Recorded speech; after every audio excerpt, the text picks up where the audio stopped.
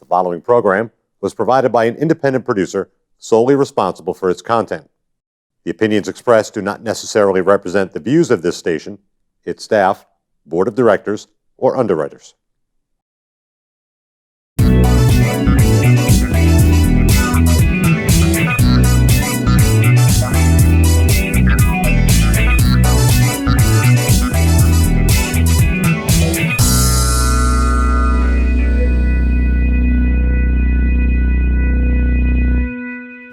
Good afternoon and welcome to Chatting with Jocelyn. That is me, and it's a lovely day, and I would like you to welcome you to our studio here. And my guest today is Rebecca Packard. Welcome, Rebecca. Hello. Rebecca and I go back a long, long way. We used to work together, and over the years we have gotten together and discussed many, many topics, of which today we're going to discuss a few of them. And to start us off, we're going to talk about, right off the bat, chakras. A lot of people know what they are. I sort of know what they are. So I will be the one that says I don't know, because I probably don't. But it seems to be a very big subject and growing nowadays. And I just happened to be at a bookstore, and I saw these, and I said, I was drawn to them. And I said, I need to know more. And I already knew I was having you on the show. So what is a chakra? Oh my goodness. Yay! I'm always like, yay, everyone's finally asking the questions. Chakras, so there are energy centers, and a lot of people will say, oh my gosh, that's too woo for me. But when we look at the way that we talk about our chakras, you see them correlating with your meridians. You see them being spoken about in like ancient Chinese medicine, in acupuncture, in all kinds of different holistic realms of medicine. Reiki? And Reiki, they talk about chakras all the time because they're where our energy flows through. And so each chakra, people focus on the 7 chakras. We actually have many, many chakras. I work in the space of 22 chakras. They all mean something different. They all correlate with something different. But the 7 main chakras actually correlate with your physical body. And so when we talk about our crown chakra, we're talking about our intuition, we're talking about our headspace, we're talking about our connection to divine. When we're talking about our heart chakra, we're talking about our ability to love, to open our hearts. Are we not able to open our hearts? If we're not, our chakras get really small, which means we have almost like this intense hug taking place in our energy field. Wow. But so our chakras can be expanded and opened. They contract. They move. They breathe with you? They can breathe with you. But like if you get into a situation where you've had a physical trauma or you've been through a lot, like maybe you have PTSD or something. I've worked with people where when they've had their chakras realigned, their chakras were all over the place, like ping pong balls. But that throws you out of whack. It throws you out of balance. It throws you out of your being. So when you say out of balance, is that a physical thing? It can be. It can be. It can be emotional. It can absolutely be emotional. It can be psychological. Absolutely. And I separate emotion and psychological because they're not the same. Because they're not the same. They're not exactly. the same. A lot of people like to put them in the same basket, and they're so not the same thing. So it can manifest physically, emotionally, psychologically, spiritually. Spiritually. Yeah. Okay, because that's different again. Yeah, it is. And all of the above. Yeah, absolutely. Depending on the severity. Because can it causes illness? Absolutely. Really? Absolutely. When you look at the way that the chakras work through your body, and when you start to put them next to different things like Reiki, acupuncture, Chinese medicine, the meridians, all of these different things have a different way of balancing your body. It has a different way of helping your body have a symbiotic relationship with itself, like because you're your own biome, right?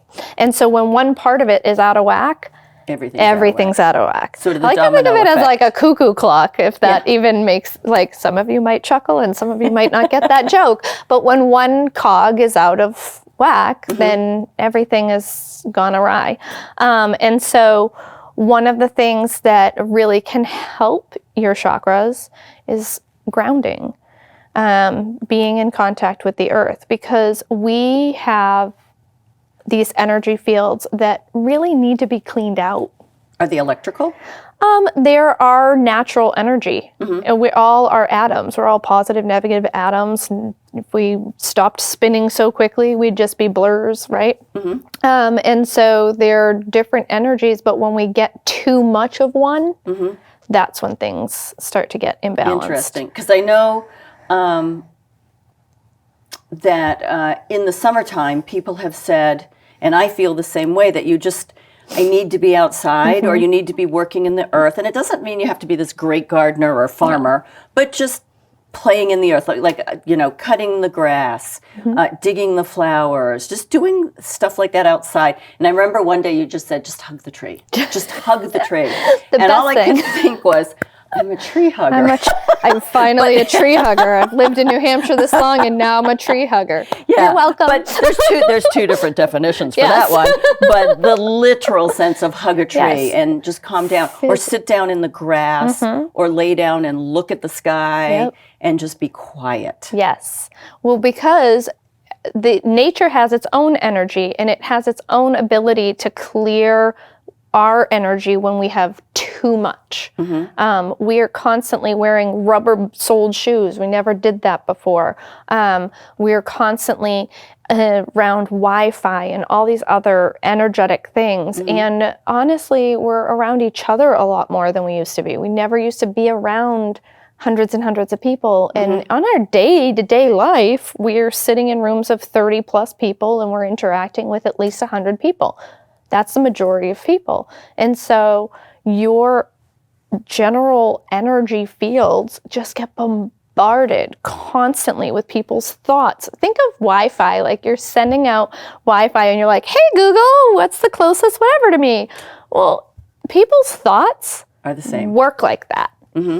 So anyone who's sitting there and they're like, constantly in thought and they're shooting that out, and you're somebody who's sensitive to that, that's coming through your field constantly, and you're like, oh, now you feel overwhelmed, you feel like you have anxiety, you're anxious, you're irritable, you're constantly tired. You need to find a way to relax yourself. Sensory overload. So finding a way to relax helps you to allow your chakras to then let go of that excess energy so that you can just purge it and have it become neutral energy. So when you identify those things, when you identify that, you're overly stimulated for whatever reason, that you're on sensory overload and you're kind of catching yourself with like, oh, you're having to take a step back or remove yourself from a situation. What would be the first step you should take, apart from once you've identified that and you figure out that we need someone like you, that we need Rebecca, I need Rebecca.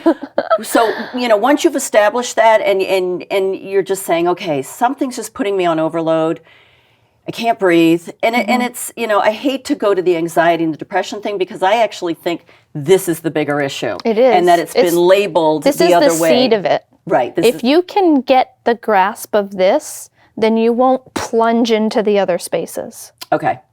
I like that. So you identify that,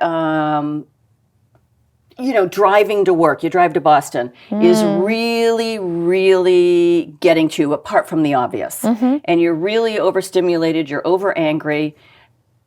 What is a first step that you can do to help? You've already identified it. What do you do to help yourself? Take 3 deep breaths. It sounds ridiculous. It sounds so easy.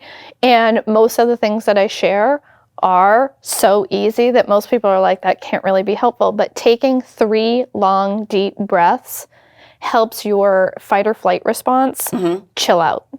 And the only reason you're going into, So in through the nose, out through the mouth.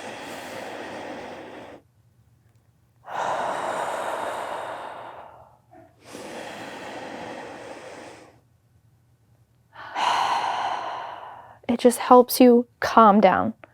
You can't take deep breaths in fight or flight. So the second that you take control of yourself and you take those 3 breaths, you're telling your subconscious mind and the neutral space within you that we are not in a fear-based space, that we are not in a danger space. And a lot of people don't recognize stress, anxiety, depression, all of those things stem from fear. They stem from anger. They stem from all of those to get mixed together. Well, our unconscious, our subconscious, all of the things within us only know go and stop. Love and fear. Well, if you're in fear, you have short breath. You're tense. Yep. The second that you take and you say, wait, I'm actually not in this space. I'm going to take some breaths. I'm going to allow my shoulders to relax. You tell your brain, I am safe. There's nothing to worry about. And now it starts to release the different things like serotonin. It releases the good hormones in to flush out everything that's causing you to have But an also puts you erratic response. back And in the it puts driver's you seat. back in the driver's seat. It puts you back in the here and now. You're not 10 minutes ago when the guy cut you off, and you're not 15 minutes in the future where you're already 30 minutes late. Because you can't control either of those. You can only control this moment. So, people, that was a really good example. So people, oh, so-and-so cut me off, and you get really angry. Fine, get angry, but then take 3 deep breaths. You've acknowledged it. It happened. It was not very nice, but move on. And how do you know that they weren't having an emergency? Right.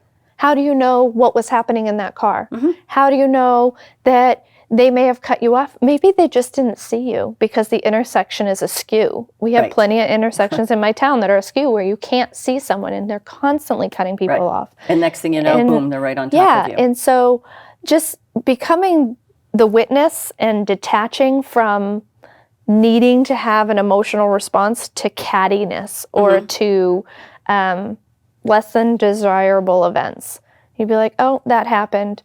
Well, maybe it saved me from having to stop at every single red light. Or maybe it saved me from something bigger. Maybe if I had made it through that light and that guy didn't cut me off, I would have been in a car accident that I didn't know about. Or I would have missed... Or been late to work. or been late to work, or missed an interaction that is far more important.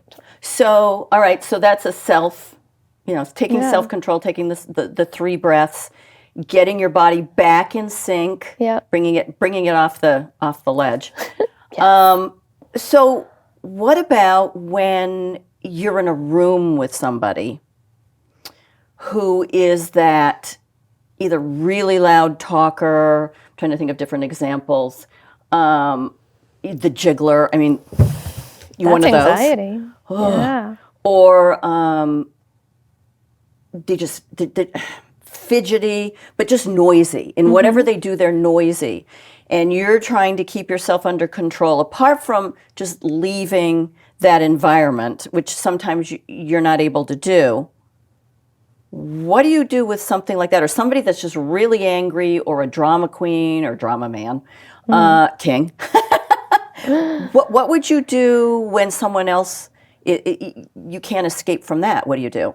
If it's an unescapable situation, because ideally you want to be putting yourself into less and less situations like that, but there are times where it's completely not able to be amiss. And so really ask yourself, why is this bothering me so much? Because something in you is upset. Why? What is it? Why is that person being able to take so much of your energy and take so much of your attention? And why is it getting under your skin? Where is it in you that this is triggering you? Because that's a trigger. And that, finding that, uncovering that, and coming to that root cause can help you snap that out of space. It can, as soon as you figure that out, you can shut it off, and you can be like, that person's actually invisible now. I don't even need to acknowledge them, because they're only bothering you because something emotionally in you is awry. Okay. So taking that line of thinking, I also know that you have a program, and I believe it's your program, that you take into the schools, that you work with children that are in situations that can escalate them, trigger them, et cetera, et cetera. Tell us about that. Yeah, I do what's called the Tools for Life program. It's depending on the age group, I use 4 to 6 different self-implemented tools that they can use to help themselves calm down. I was a child that was ADHD. It really came down to I had trauma and a brain injury. I didn't actually have ADHD. Surprise! But now I recognize, oh, these kids, if they have these tools, if they use these tools and they're preventative, they don't have to be that kid that fidgets constantly. They don't have to be the kid that needs to be loud. And so just teaching them simple things like holding their thumb or doing the breathing or tapping on their hand, it can allow them to come out of that space, because all of those, that fidget and that constant is a trauma response to an emotion that you're not able to process through. The anxiety, the overwhelm, the annoyance, that anger, you're getting so angry about somebody walking slow in the hallway, or you're so upset that somebody said something. It really has nothing to do with that. It's just kind of ringing a bell in you of an emotional experience that you had or that somebody you know had. In that case, you're taking it on. You're choosing to take it on. So you've become a warrior for whatever this thing is, because you may not know what it is. Yep. Most of the time you won't. You'll just recognize it as your normal response to life. Really? Most of the time, and it took me decades to figure this out, it will be your normal, the way you show up. Like you're always the loud person, or you're always the fidgeter, or you can never sit still, or you're the person that goes 0 to atomic in 3 seconds. And yes, those can be hormonal imbalances. They can be all these other things, but those are all triggered by a fight or flight response. A hormonal imbalance in somebody constantly that causes them to go into rage is a response where their body is constantly going into fight and never going into settled. Interesting. Yeah. Very interesting. So when you have children that have an identifiable tragedy, an identifiable trauma, are the steps the same? Always. Always the same. So it never changes. changes. It's so easy. It's the same every single time. The goal is teach them something that works, something that's easy, that anyone can do, and you don't need to diagnose it. Yeah. You don't need to have something outside of you. You always have your thumbs, your fingers. So what's the thing with the thumb? So thumb is your worry finger. If you're worried, if you're feeling anxious, if you're feeling overwhelmed, if you hold your thumb until you feel your pulse, you just sit and breathe. I tell them just sit and breathe and hold your thumb. Sometimes you feel like closing your eyes, sometimes you don't. This finger is connected to your meridians and the energy of your body that causes worry. And if you're in that space, you're out of balance. Doing this will put you back in balance. And you don't need anything except your own thumb. This is it. So here you go.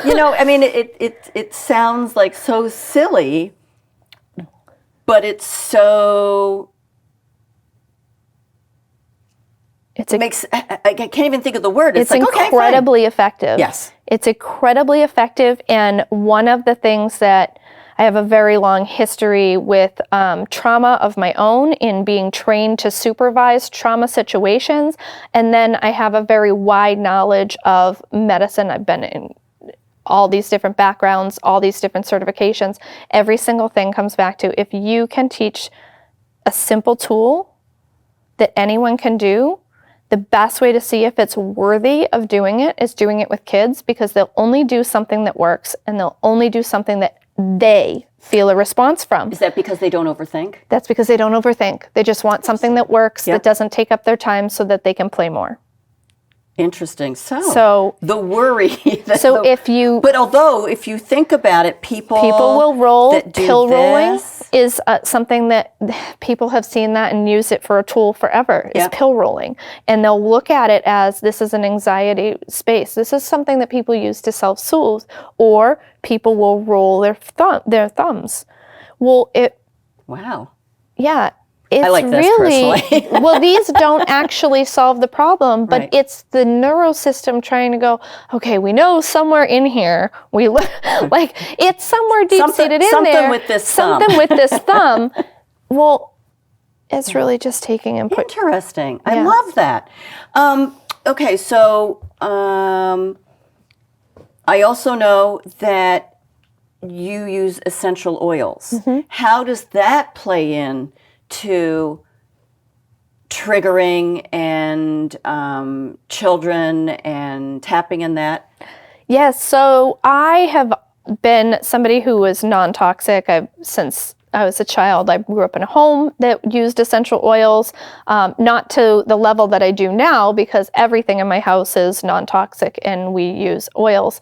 But oils have an emotional connection with us, not only because they're natural, but also because each oil touches us in an emotional space. Like if you think of frankincense. Yes. Frankincense has always been used for antibiotic aspects. It's been used for antifungal aspects. Fantastic, wonderful. It's also the oil of divine masculinity. It helps you balance out so that you're not too hard. The smell of it helps you to bring that into a space of balance. It brings you into a space of calm. It also has a connection with divine, like the divine spiritual energy outside of us, and your connection to something bigger. Every single oil has something like that. If you look at orange is the oil of joy and happiness. Say that's the happy oil. It's the happy oil because it sparks these different spots in your brain that are creating these emotional imprints, because our organs are actually what create our emotions and our brain is our processor. So all of them are coming from different areas, like our liver or our gallbladder and our lungs. Our lungs, you recognize around Christmas and stuff, people start getting lung infections and different things. Your lungs are the space that creates sadness, sorrow, guilt, all of that. Grief. Grief. The negative. The negative. But when we look at, and we've seen it over and over again, thousands and thousands of patients, it's that time of year when everyone is missing somebody. Right. So it makes sense that you're feeling sad or you're having moments of grief and sorrow. And now sometimes you can't process that. Right. And so essential oils, when we look into them and we implement, what's an oil that comes to mind when we think of that? Oh, eucalyptus.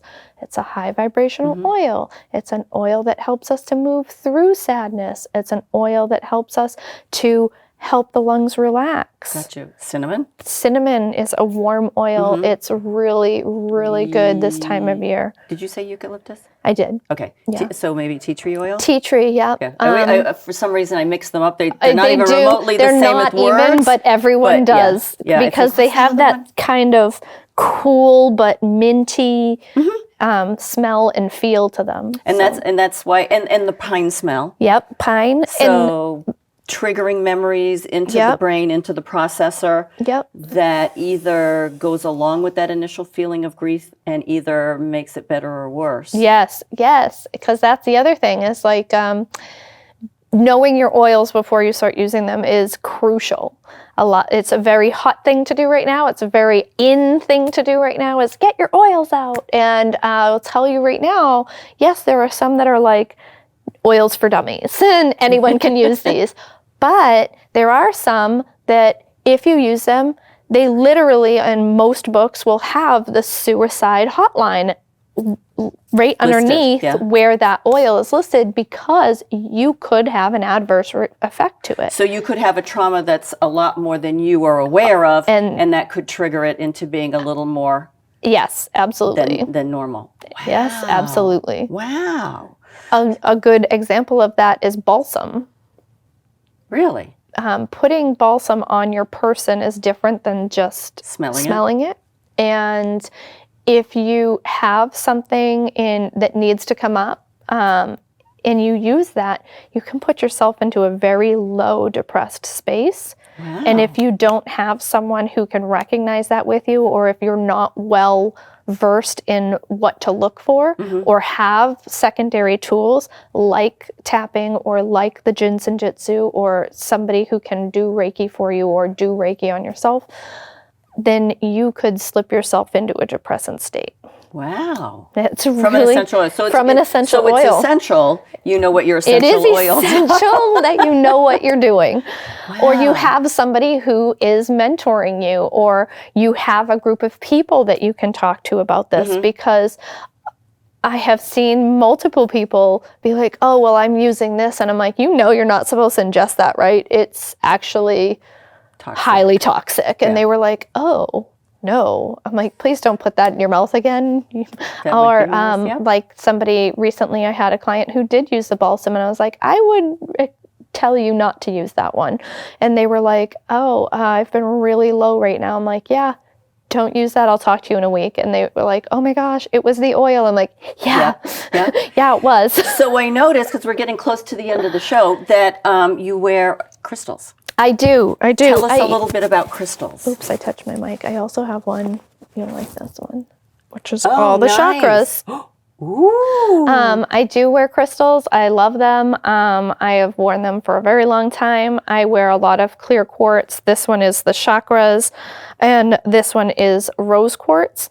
And each crystal can help you in a different aspect. And like rose quartz is said to be the crystal of heart healing and connection. And I like to think of them more as they're illuminating me, and less of me giving my power to them. And some people will say, oh, well, it's all the crystal. You want to have just like when you're working with your meditations or your chakras or anything else, it's you embracing you over anything else. It's you raising your vibration. It helps you to bring yourself to a higher level. It doesn't do it. It doesn't do it for you. Right. It supports you. Well, I want to thank you so much. This half hour has flown by, and I want to thank you so much and ask you to come back and let's do another show and really get into depth on a few of these things. Yes, thank you so much. Thank you for joining me, Jocelyn, on Chit Chatting. The preceding program was provided by an independent producer solely responsible for its content. The opinions expressed do not necessarily represent the views of this station, its staff, board of directors, or underwriters.